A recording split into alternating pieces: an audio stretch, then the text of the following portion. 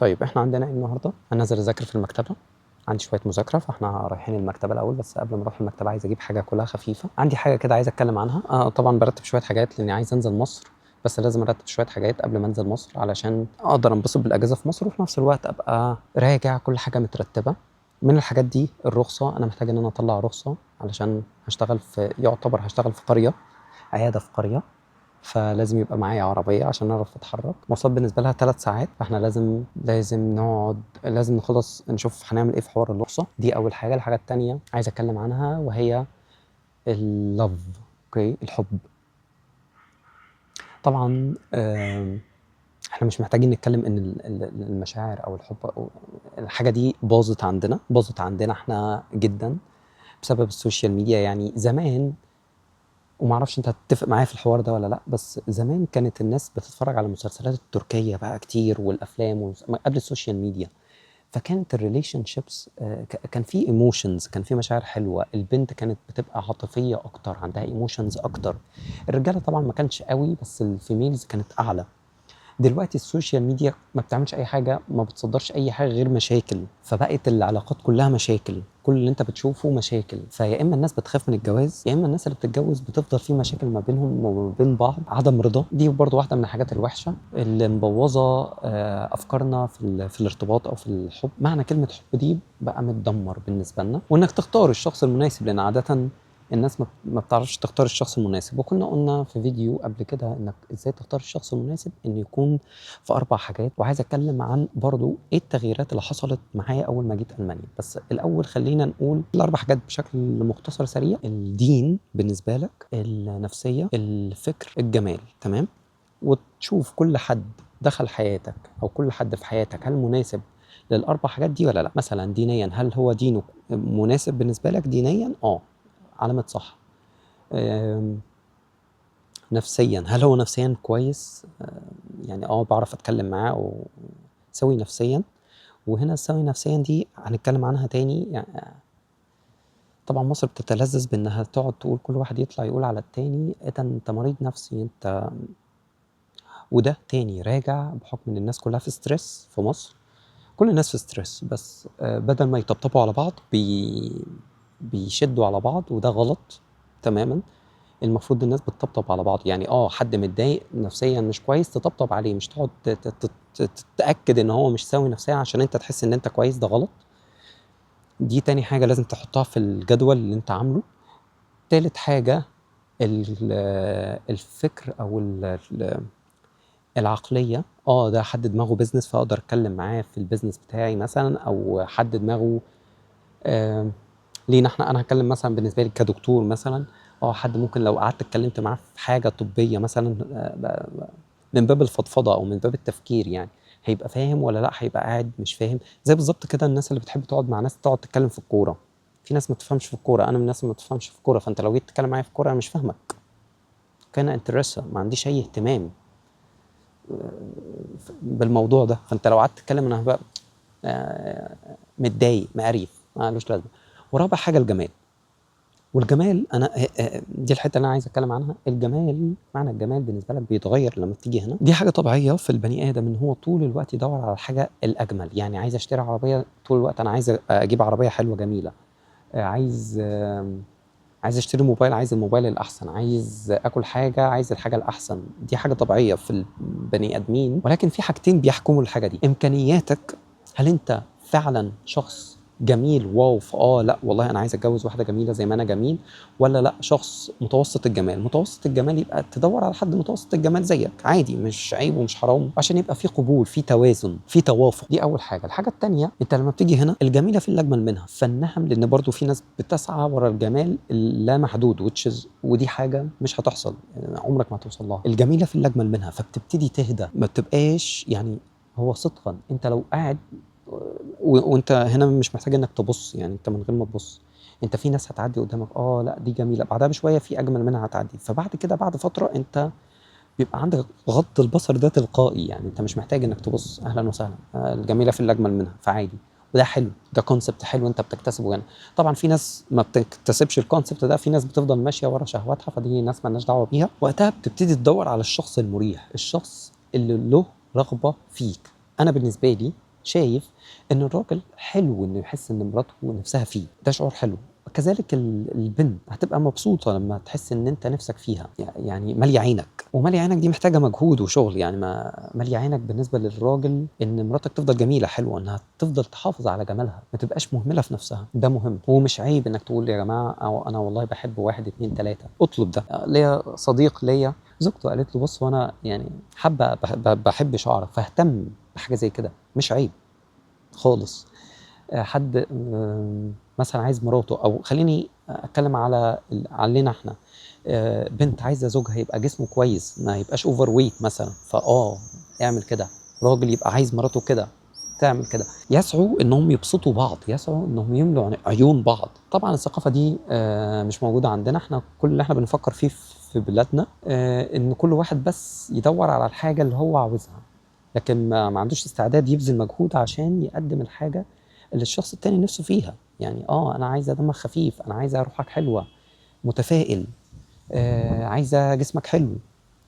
اشتغل على الحاجات دي، اشتغل على الحاجات دي. يعني أنا آسف والله، في المثل اللي أنا عندي أختي برضو وبتعامل مع دكاترة هنا، يسألني أنا والله بدور على عروسة. انا لو شايفك حد كويس كنت قلت لك والله ده انا اختي، ممكن تعالى اتجوز اختي. لو انا شايفك شخص كويس، قدوه، شخص محترم، شخص حاجه قيمه كده، لا هبقى مبسوط انك تيجي تتجوز اختي. انا ما اعرفش انت وصل لك الكونسبت ده ولا لا. حاول انت تكون الشخص اللي تقبل تجوزه لاختك، واصله لك؟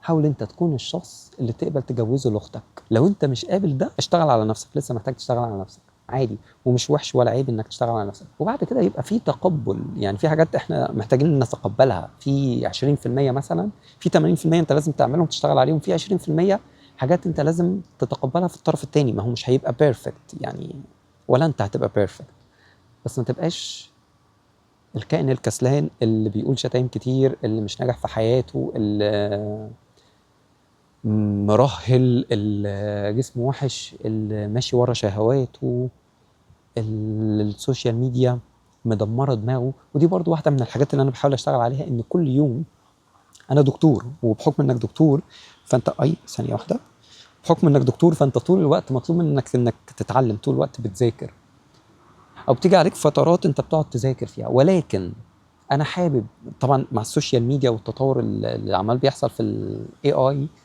انت لا اراديا دماغك بتبقى كسلانه اكتر واكتر، كل شويه عمال بتزداد غباء اكتر واكتر، او او كسلا. ودي حاجه وحشه، دي حاجه وحشه جدا. آه، فبحاول ان كل يوم يبقى في كونتنت، في حاجه انا بذاكرها، ببذل مجهود، دماغي تقعد تفكر فيها. الحاجه دي ممكن تبقى قرايه، الحاجه دي ممكن تبقى مذاكره لحاجه خاصه بمجالك، او حاجه تبقى بره مجالك. ان يبقى عندك هوايات، ده حاجه اساسيه برضو. ودي برضو واحده من الحاجات اللي انا خدت بالي منها هنا.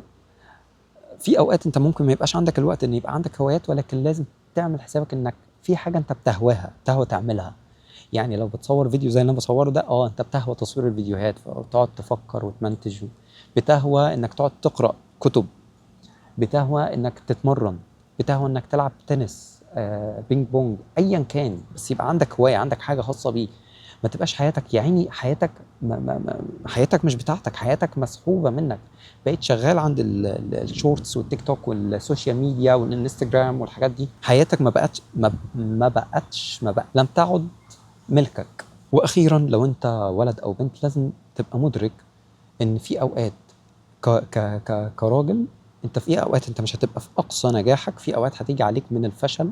لو الشخص اللي معاك ما عندوش كونسبت انه هتيجي اوقات هتبقى صعبه، هتيجي اوقات انت مش هتبقى ناجح فيها، ما ترتبطش بيه. والعكس صحيح. لو حد لو انت بنت وشايفه ان الراجل، انت لازم طول الوقت تبقي بالمسطره كجمال، كمنتاليتي، كمشاعر. يعني البنات هتيجي عليها اوقات هتبقى متضايقه، مقريفه بدون سبب، هتبقى شايله الهم بدون سبب. الشطاره انك تعرف تحتويها، تعرف تستثمر فيها. وشوف بنت تعرف تستثمر فيها، الاستثمار فيها valuable، يعني قيم، يعني ليه قيمه. لما تستثمر فيها في انك مثلا تعلمها بزنس مثلا، او تعلمها لغه، او تعلمها تفكر حلو. لما تيجي عليك انت اوقات انت مضغوط فيها، متضايق فيها، تبقى بتعرف تموتيفيت يو، او تعرف تسندك بالشكل القوي، مش مش بتطبل لك. مش بتطبل لك. ودي واحده من الحاجات، وانا قلتها برضو في فيديو قبل كده، ولكن واحده من الحاجات اللي خدت بالي لما قعدت مع دكتور اتكلم معاه، فبيقول لي ان هو متجوز. انا عرفت وانا بعمل مونتاج يعني، افتكرت فدورت على معنى الكلمه. محاميه، مش محاميه، استشاري ضرايب، استشاريه ضرايب. هو متجوز استشاريه ضرايب، وهو عنده بيزنس فاتح بيزنس. لما يجي اخر اليوم حب يقعد يتكلم معاه، انا بفكر اعمل كذا كذا كذا، وهو قال لي، انا قعدت اتكلمت مع مراتي بخصوصك، انه طب انت رايك نعمل ايه في ايه. وطبعا اداني ديل. انا قلت له بص، هو الديل مش كبير، الفرق مش كبير، ويعني لو انت فاكر، هو حلو ان انت تبقى ذكي، اوكي، بس لما حد يستسكى عليك، اوكي، انا عارف ان انت يعني، انا هاخد الديل ده، بس انا عارف ان انت بتستسكى عليا والفرق مش كبير، اوكي. ده مهم. لانه بيلعبوا في لعبه بتتلعب، بس عادي قشطه. خصوصا لو انا الديل ده اصلا عاجبني، بس انا بتفاوض على حاجه اعلى، فعادي قشطه، انا هقبله في الاول، واحده واحده اعمل ديل جديد. المهم، استثمارك في زوجتك. زوجتك هي اهم واكبر استثمار، اوكي، هي واستثمارك في الوقت. برضو كنا بنتكلم على فكره انك زوجتك، هو ليه برضو بتكلم على ان نفسيتها تبقى كويسه وفكرها يبقى كويس، لان هو قال لي انت في 8 ساعات هتبقى بتنزل تشتغل فيهم، عندك ما يكفي من الاسترس. لو هترجع تقعد تتخانق مع زوجتك او مشاكل مع زوجتك، وما بتقعدوش تهدوا كده وتحلوا مشاكل بعض وتحتووا بعض، تطبطبوا على بعض، تبقى دي علاقه ملهاش لازمه. ملهاش لازمه، ده تضييع وقت، ده تضييع مجهود، ده بزنس فاشل. انت بتستثمر استثمار فاشل، ملوش قيمه، ملوش معنى، مش هتعرف تنبسط. لو مراتك بتجري انك تحاول ترضيها طول الوقت، وهي شخص لا يمكن ارضائه، او العكس لو جوزك شخص لا يمكن ارضائه. ومش عايز اقول، مش عايز ارمي الكلام ده برضو على التنميه البشريه والنفس، واصل احنا صغيرين، واحنا صغيرين ما اتدربناش على فكره انه لا. وشايف ان افضل طريقه عشان تدرب نفسك على انك تبقى شخص يكون حلو ارضائه، لما تسافر. السفر بيخليك تعرف تتأقلم، دي حاجة حلوة قوي. بقيت بشوف، والله فعلا بقيت بشوف البنت اللي سافرت دي شخصيتها قوية، دي هتعرف تتأقلم مع الظروف لما تبقى صعبة، فاهمة يعني ايه حياة. عكس بنت، والله هي قاعدة، باباها هو اللي بيأكلها بيشربها، مامتها هي اللي بتعملها تاكل، ما اتعلمتش انها تكون مسؤولة، ما اتعلمتش يعني ايه حياة. دي هتبقى صعبة معاك لما تيجي ما تعبتش في الدنيا. ما تعبتش في الدنيا هتتعبك، هتبقى انت اللي لازم تفضل تشيل وتحط فيها، توديها، تخلص لها، تعمل لها، تاكلها، تشربها.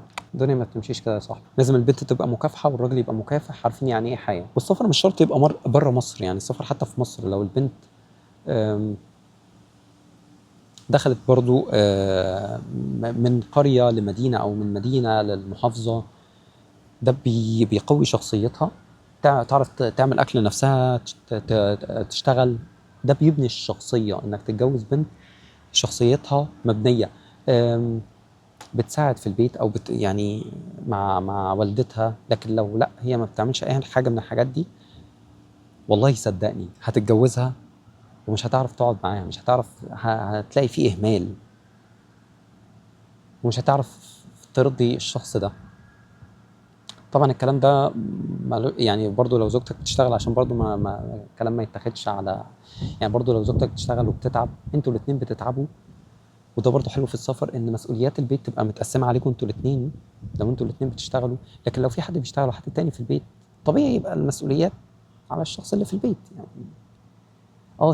الشخص اللي بيشتغل يعني في مشاركه، اوكي، عشان بس الناس هتسيب كل ده وهيقعدوا يتخانقوا، ولا انا اللي بصرف على البيت وهي اللي لازم ما تعمل مسؤوليات البيت. خد الامور ببساطه، اكبر للكلام ده، انبسط، ما تقعدش تتخانق، بس خد حد عايز يعيش، عايز ينبسط وعايز يعيش، مش حد عايز يحس ان هو صح. انك لو ارتبطت بحد عايز يحس ان هو صح، صباح الفل، ولد او بنت، انك تحس انك صح ده بيديك شعور. لو انت بتدور على انك تحس الشعور ده، اهلا وسهلا، هتقعد تتخانق انت والشخص التاني، اهلا وسهلا. وانت كسبت الحوار ده، اهلا وسهلا، مبروك عليك، انت حسيت الشعور الجميل ده، بس الشخص ده كرهك، فانت مش هتتعامل معاه تاني، او مش ما كسبتوش. فالصح انك تكسب الناس، ان الناس تحبك. اهم حاجه ان الناس تحبك. فكر احلى استثمار في الكوكب، في الحياه، ان الناس تحبك. يعني انت بينك، حتى بينك ما بين نفسك، فكر في ناس انت بتحبهم، يعني من صحابك، لو طلب عينيك هتديها له، لو قالك معلش طب تعالى نعمل مش عارف ايه، ده انا عطلان في ايه، هتبقى بتروح تساعده وانت مبسوط. ليه؟ بتحبه. طب هو انت بتحبه ليه؟ عشان عمل معاك حاجات حلوه، فخليك حاجه حلوه. اسمع الناس، اتكلم معاهم، ساعدهم. اعمل ده مع مراتك، او انت اعملي ده مع زوجك فيحبك، فيبقى عايز يبسطك. والراجل لما زوجته تبقى حلوه، ولازم الاتنين يكونوا مبادرين. يعني لو طرف بقى مبادر، آم، ده بينجح العلاقه. بس لو الاتنين مبادرين انهم يبسطوا بعض، انتوا الاتنين كسبانين، وين وين سيتويشن، انتوا الاتنين مبسوطين. تاني، انت بتتاثر بالبيئه المحيطه، فخلي بالك ان انت لو بتتابع سوشيال ميديا حاجات نيجاتيف كتير، والبنت كذلك حاجات نيجاتيف كتير، هتكرهوا الحب، هتكرهوا الجواز. لكن لو بتتابع حاجات مشاعر، فيها مشاعر حلوه، هتحب الجواز وهتحب الريليشن شيب، وده المطلوب. ده مهم جدا. وعشان كده لو بتتجوز بنت باباها ومامتها بيحبوا بعض، فانت البنت دي هتعرف تكون معاها حب حقيقي. عكس لما تتجوز بنت هي ما بتعرفش تحب، لان في مشاكل ما بينها وما بين باباها ومامتها. ولكن دي مش دي القاعده. ده يعني كل قاعده ليها استثناء، اللي هو مش معنى ان باباها ومامتها علاقتهم مش كويسه ممكن هي تبقى واحد، لا خالص. ممكن تبقى بسبب ان باباها ومامتها كانت علاقتهم مش ألطف حاجة، فهي بتدور وبتسعى إنها تعمل علاقة ناجحة وقوية. زي بالظبط الشخص، الناس اللي والده ووالدته أغنياء، هو هيبقى غني. بس وارد برضو شخص والده ووالدته فقراء، هو يبقى غني. ليه؟ بيسعى إن هو يبقى ناجح أكتر. مش حابب إن هو يعيش، عنده الموتيف بالظبط، عنده الموتيف اللي يخليه لا، أنا مش عايز أعيش الحياة دي تاني، ولا عايز عيالي أو زوجتي تعيش الحياة دي. نفس الكلام ده في العلاقات. فاحنا عاملين زي السفنجة بنمتص المشاعر من الحاجات اللي احنا بنشوفها. ودي واحدة تاني، دي واحدة من الحاجات اللي بتاخد بالك منها هنا في الغربة. انك يعني لازم تبقى واخد بالك انت بتشوف ايه، بتتعرض لايه، عشان تعرف تكنترول يور ايموشنز، عشان تعرف تتحكم في المشاعر اللي انت بتحسها. لان مشاعرك اللي انت بتحسها دي اهم من اي حاجة. لو بتحس وحش مش هتعرف تكمل، مش هتعرف، هتحس بالغربة، هتحس بمشاعر وحشة في البلد دي. آه، بس كفاية كده عشان الدوشة اللي جنب دي، عشان نطلع على المكتبة. اوكي، يلا بينا.